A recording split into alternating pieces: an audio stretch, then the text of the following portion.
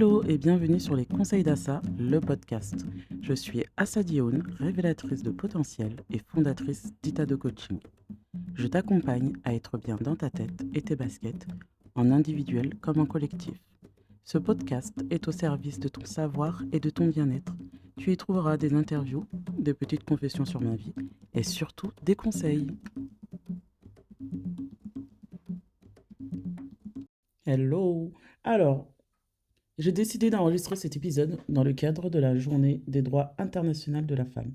Je partage avec toi les petits détails de ma vie, de mon quotidien, en tant que femme. Le but, ici, ce n'est pas du tout d'entrer en guerre avec la gente masculine, car pour ma part, l'homme et la femme sont câblés différemment, et c'est pour ça qu'ils se complètent. Je parle ici à cœur ouvert, en toute authenticité, parce que je n'aime pas faire semblant. La liste des choses que je cite n'est pas exhaustive, hein, mais c'est ce qui me concerne. Alors, pour toi, cher homme qui ne comprend pas la femme, tu peux avoir ici un petit aperçu de sa condition. Et pour toi, chère fille ou femme en devenir, tu n'es pas seul dans ton bateau. Alors, le menu pour cet épisode. Les règles, la charge mentale, les contraintes, la condition féminine ou les trucs que seule une femme peut comprendre, mes choix, ma direction et mes no way. Bonne écoute.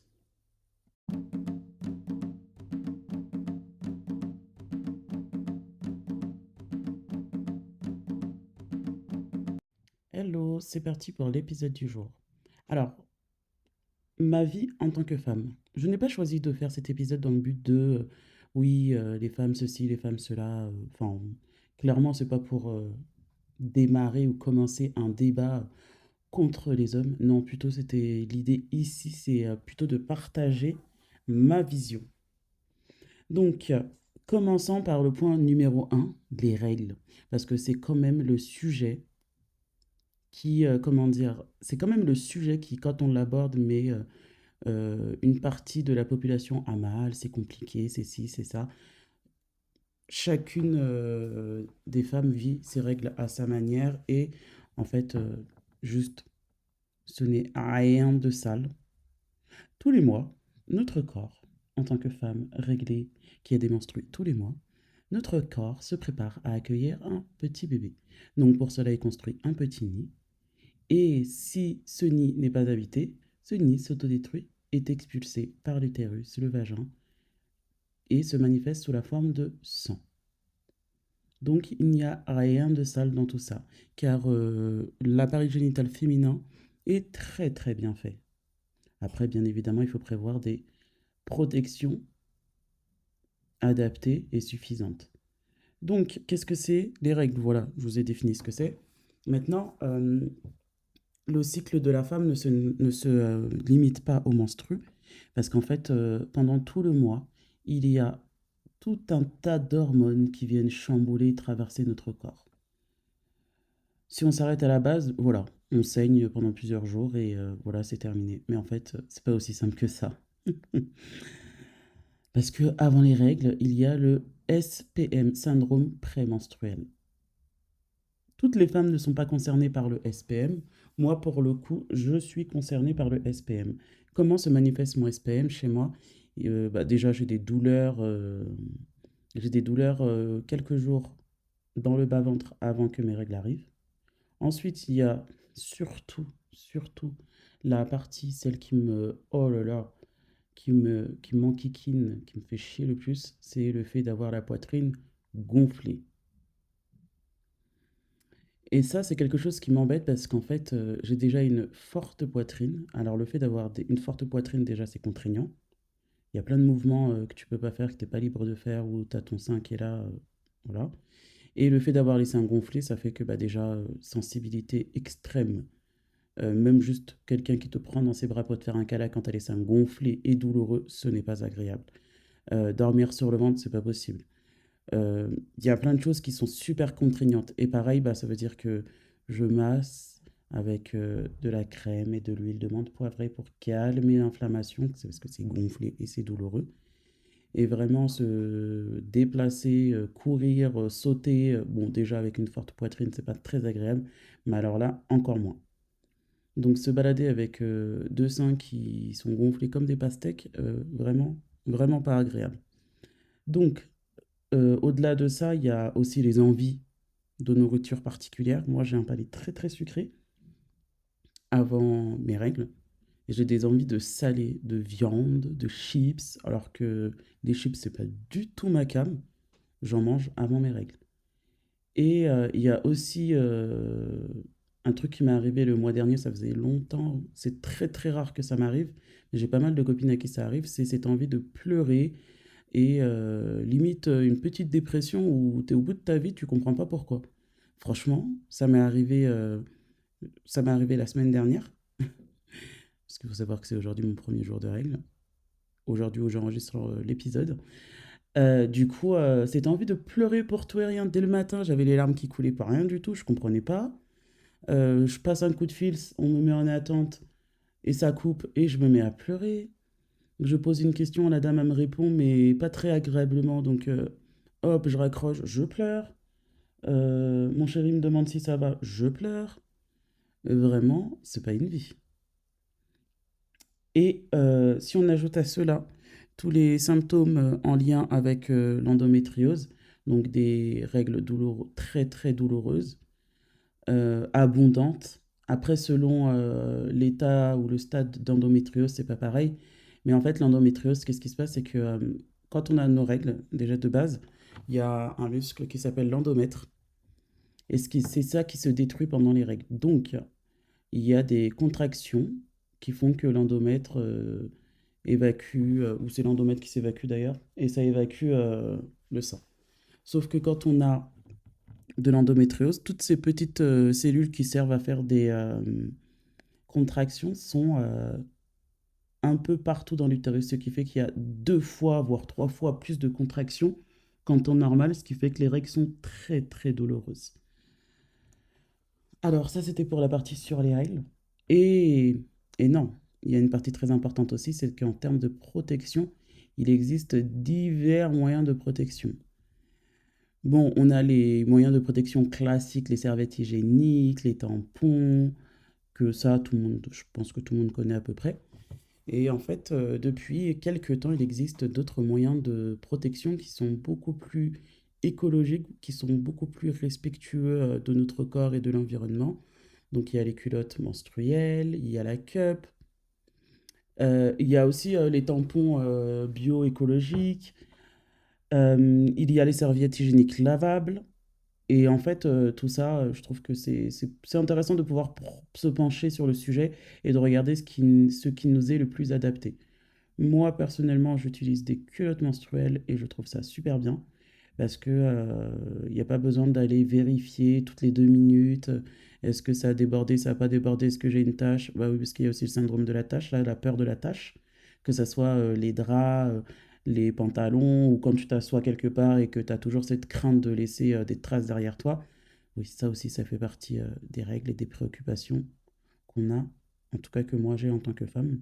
Même si je sais que bah, c'est bon, j'ai pris la protection adaptée, il y a toujours cette crainte de laisser des taches. Et ça, c'est vraiment chiant. Donc voilà, c'était le point 1 sur les règles. Pour ceux qui ne comprennent pas ou ceux qui ne savent pas pourquoi les filles sont dans tous leurs états quand elles ont leurs règles et la fameuse phrase ah, t'es chiante quand t'as tes règles. Bah ouais, en fait, quand t'as eu ton syndrome prémenstruel et que t'as des règles douloureuses et que tu dois aussi faire attention à avoir suffisamment de protection sur toi ou que tu dois faire attention à pas avoir des taches par là-bas, par là-bas, par là-bas, bah c'est un truc en plus à gérer dans ta tête. Et clairement, c'est grave chiant.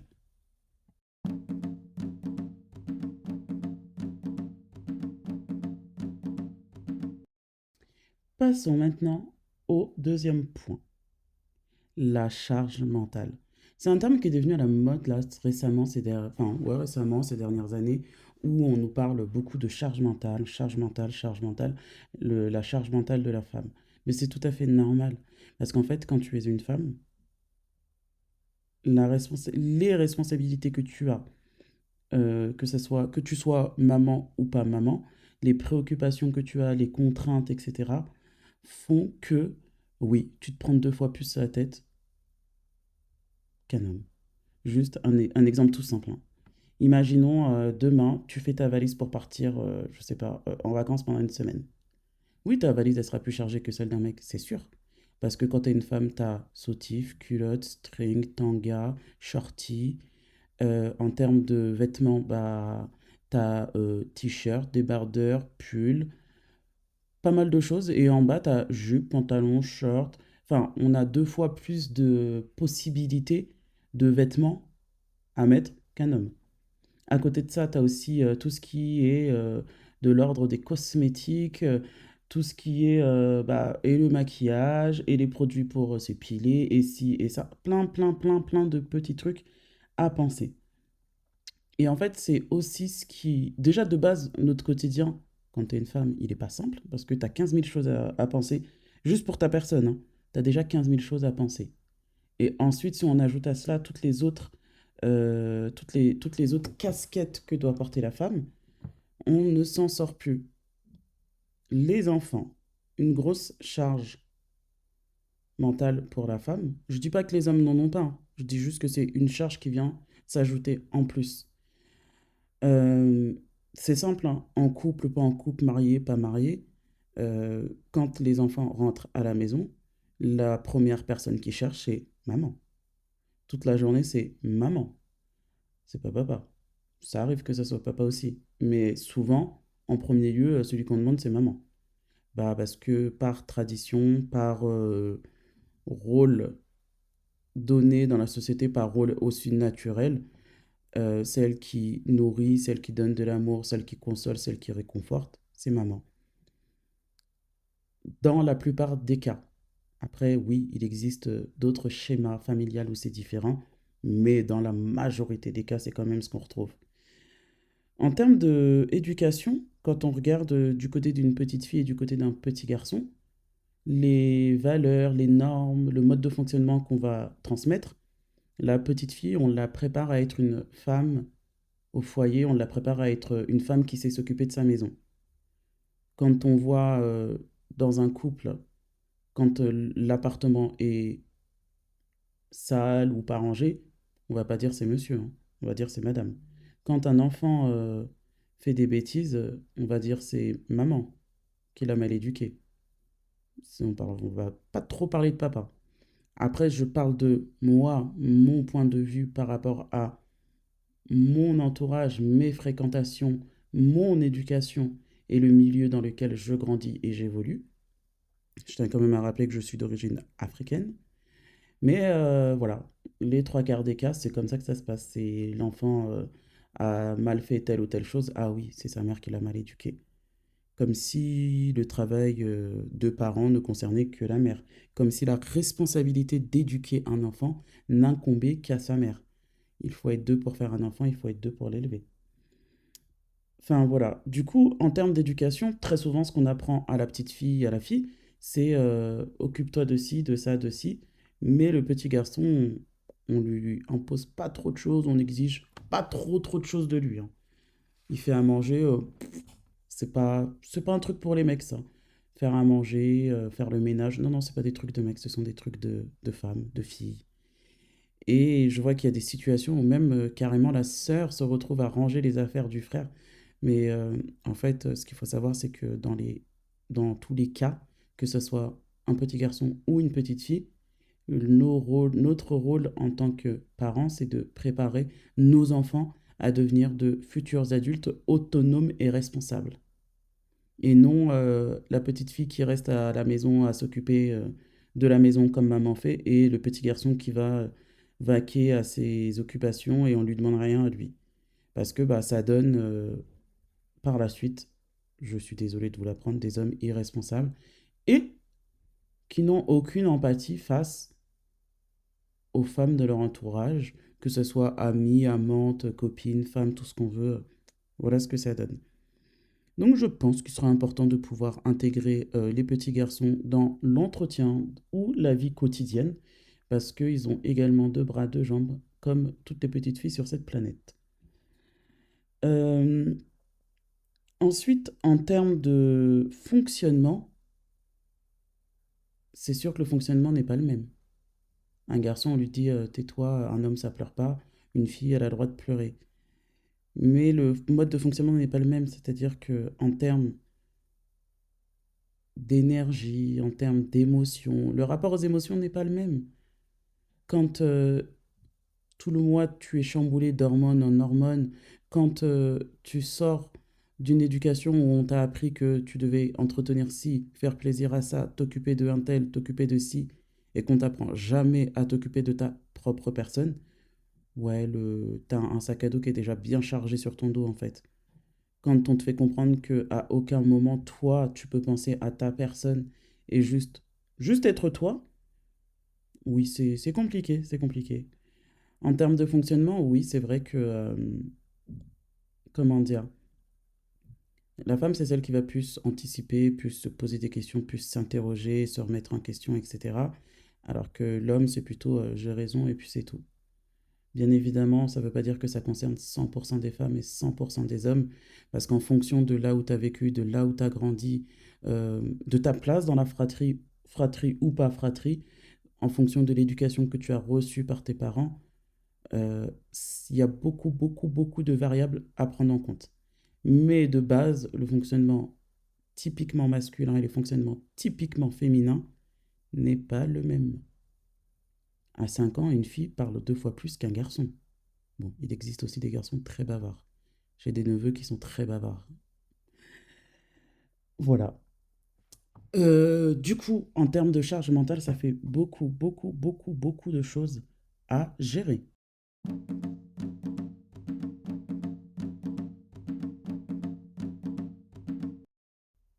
Passons maintenant sur le point des contraintes. Les contraintes qui sont imposées aussi bien par la société que par la famille. Euh, Quand tu es une femme, il y a toujours ces commentaires désagréables où, moi je le vis moi-même hein, avec certaines de mes cousines et certaines de mes tantes, où bah, à chaque fois que tu vas passer, on va te scruter. Ah, t'as grossi, ah, il t'a ci, oh, t'as ça. Ah, mais tu te maquilles pas, ah, mais t'es pas coiffée, ah, mais...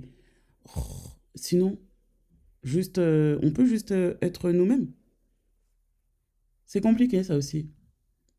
Et au-delà de la famille, il y a toutes ces contraintes de la société où on pense que être une femme, c'est faire un taille 34, un ventre plat, des fesses bien rebondies. Mais attention, sois belle, mais parle pas trop, sois pas trop intelligente non plus. Faut pas non plus que tu prennes le dessus sur ton homme parce que c'est pas comme ça. Et quand je regarde, il y a de nombreux pays où, à partir de 10 ans, bah non, en fait, t'es une fille, t'as pas besoin d'aller à l'école plus que ça de toute façon. Tu vas te marier, tu vas t'occuper de ton foyer et tu vas obéir à ton mari en fait. Mais sinon, dans la vraie vie, est-ce que vous pensez que si on vous avait fait signer un contrat où ta mission, c'est de la fermer, d'encaisser, d'obéir et juste t'occuper des autres et la fermer, est-ce que vous pensez qu'on serait beaucoup à avoir signé? Homme comme femme, hein, je pose la question à tout le monde, hein. Est-ce que toi-même t'aurais signé ce contrat-là? Mais jamais, jamais, c'est pas possible. Au-delà de ça, on a aussi cette contrainte à attention, faut être une superbe femme, tu travailles. À côté de ça, tu vas gérer aussi ton foyer, tu vas gérer aussi tes enfants, tu vas gérer aussi ton homme. T'es la mère à tout le monde, mais finalement, pour toi, il n'y a personne. Euh, really? Oui, ben, à un moment donné, ça fait beaucoup, beaucoup, beaucoup, beaucoup de choses à gérer. Et si on parlait des autres contraintes aussi, où bah, tu vis dans la société et il y a ce truc de, comment dire, bah attention ton poids. Attention, t'es pas maquillée. Attention, t'es pas épilée. Attention ci, attention ça. Ça fait beaucoup de choses quand même hein, pour une même personne, hein. Ça fait énormément de choses. Énormément de choses.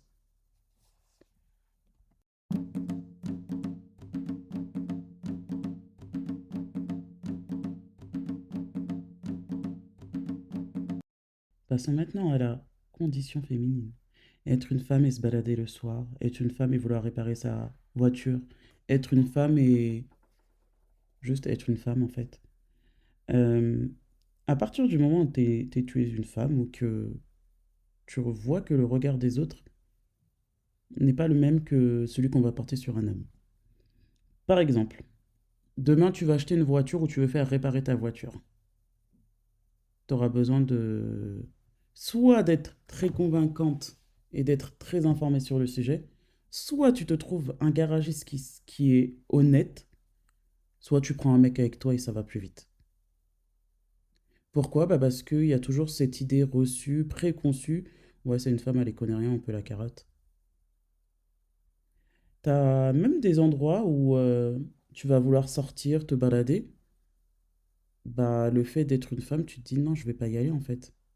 Bah, parce que certains hommes pensent que à partir du moment où tu es une femme, c'est normal qu'on te regarde comme ça, qu'on te parle comme ça, qu'on te considère comme ça. Je pense que toutes les femmes ont déjà connu ce regard où t'es habillée, hein, mais le gars te regarde d'une manière, t'as l'impression d'être à poil. Moi, je l'ai beaucoup expérimenté dans la ligne 5, ce regard déshabillant, où t'as l'impression vraiment d'être juste un morceau de viande. Il y a des endroits où le soir, tu vas pas aller te balader parce que bah, c'est dangereux. Pourquoi c'est dangereux? Bah, parce que tu sais que tu peux tomber sur des personnes bizarres qui vont vouloir t'agresser ou faire des trucs chelous. Et ça, il y a des choses que seule une femme peut comprendre. Ce regard déshabillant, souvent quand tu es un homme, tu n'as pas à faire face. Il y a beaucoup de choses qu'une seule une femme peut comprendre. Parce que tu vas parler de ça à un homme, il ne pourra pas comprendre. Ce n'est pas une chose aisée hein, d'être une femme dans ce monde, hein. Et encore, je me dis, ça va, j'ai de la chance, je vis en France. Quand je regarde les situations en Inde, au Bled, où en Inde, la femme ne se balade pas seule, pour telle et telle raison, ou bah tiens, un homme a décidé que cette femme lui plaisait, il veut l'épouser, si elle veut pas, on te jette de l'acide. Mais on est où? Qu'est-ce qui va pas en fait? Ou t'as certains pays où on pense que le corps de la femme appartient à son homme. Mais non, en fait, ton corps, mon corps, ton corps, mon corps, mon corps m'appartient. Quand on parle de viol pour une femme et quand on parle de viol pour un homme, ce n'est pas la même chose. Ça n'a pas les mêmes répercussions, ça n'a pas les mêmes impacts. Très souvent, le viol qui concerne les hommes, c'est très souvent quand ils sont jeunes, enfants, très souvent. Une femme, elle peut se faire violer à n'importe quel âge, elle peut se faire agresser sexuellement par un homme à n'importe quel âge. Et même en étant en couple, mariée ou autre avec un homme, elle n'est pas à l'abri du viol conjugal. Parce qu'à partir du moment où elle n'est pas consentante, pour moi, c'est du viol. Ce sont des situations ordinaires que de nombreuses femmes rencontrent quotidiennement. Mais on me dira, bah attends, elle est mariée, donc bah non, en fait. C'est pas parce que tu es marié que tu dois être obligé de avoir des rapports tous les jours alors que tu n'as pas envie, que ton corps n'en a pas envie. Non, ce n'est pas une obligation. Non, non, ce n'est pas une obligation. Pour ma part, ça n'en est pas une. Et je me dis, bah, quand les choses se passent bien et que les choses sont clairement dites et que bah, chacun trouve sa place, on n'a pas besoin d'arriver à ce type de situation. Et pareil, c'est l'éducation qui est faite en dit long aussi. On parle d'excision, ça concerne que la femme, hein. Ça ne concerne pas l'homme. Mais bon, on va s'arrêter là avec le schéma douloureux, le schéma négatif, etc. Parce que justement, si moi aujourd'hui j'ai choisi de faire ce métier, ce n'est pas pour rien.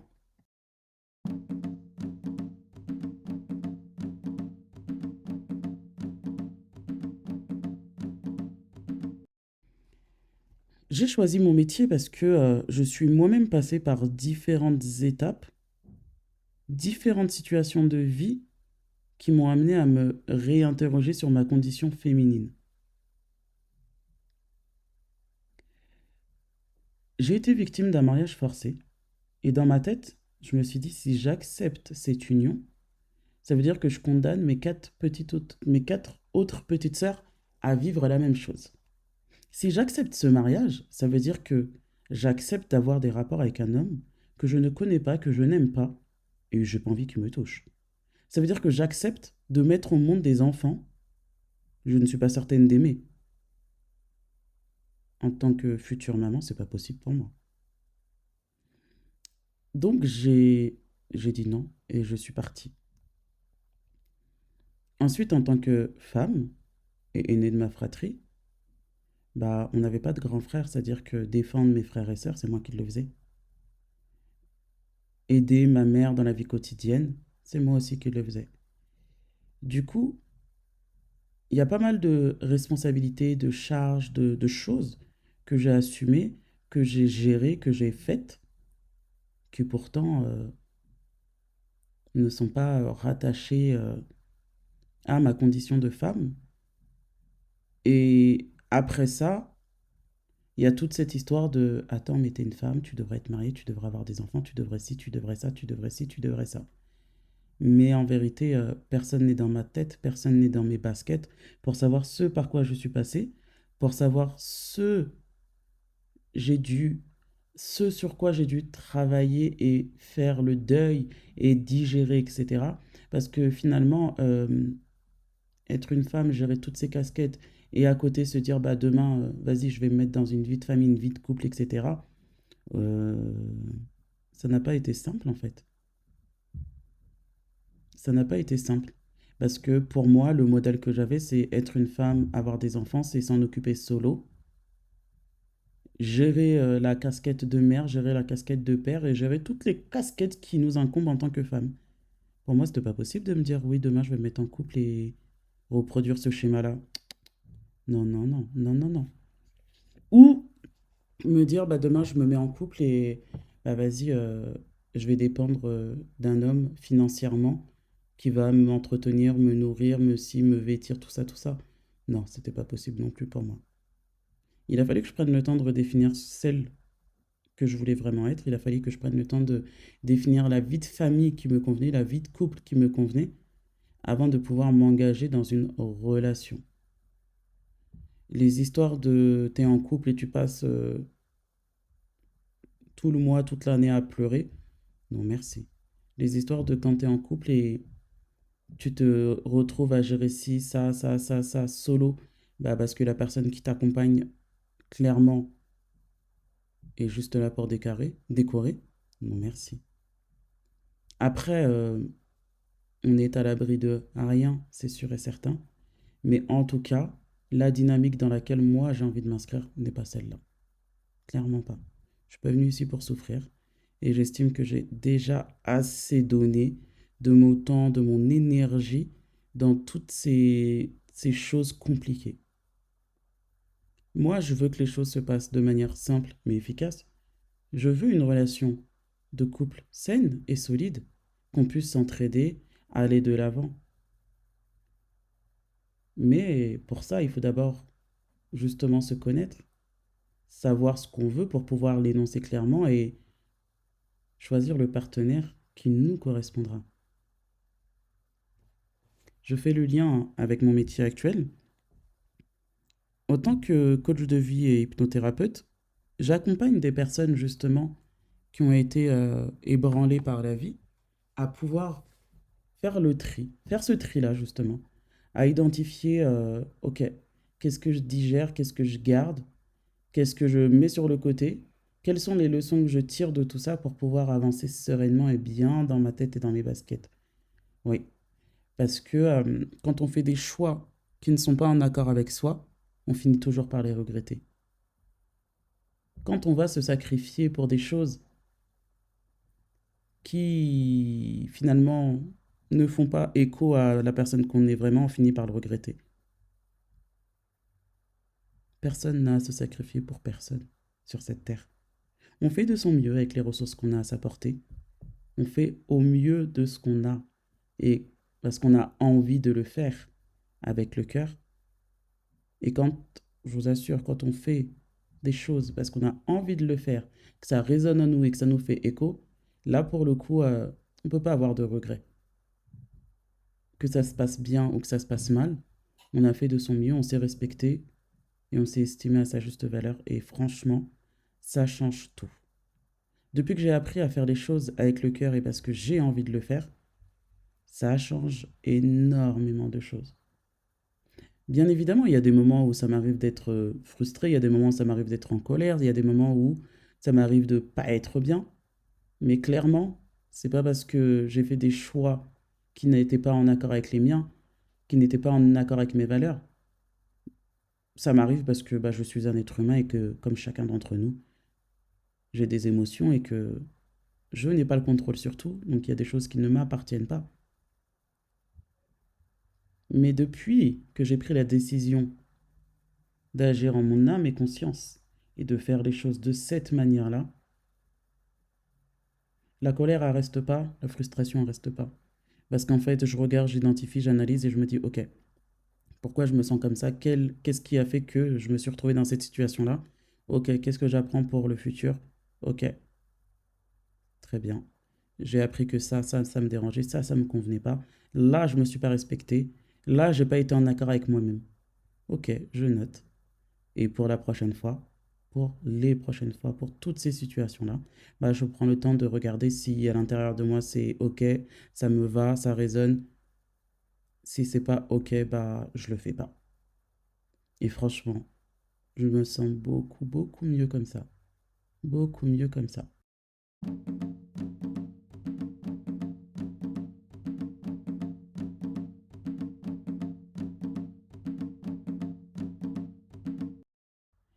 Et du coup, par rapport à ma condition féminine, ma vie en tant que femme, du coup, oui, il y a beaucoup de choses dont je me suis détachée. Alors, le premier truc, c'est déjà le regard et l'avis des autres. Les histoires de bah attends, tu fais quoi dans ta vie? T'es à ton compte, mais pourquoi tu travailles pas comme tout le monde? Mais en fait, si moi je suis OK avec ça, et que je suis prête à assumer les hauts, les bas, les aventures, les mésaventures de l'activité entrepreneuriale, ça me regarde. Parce que dans le salariat, je ne me retrouvais plus.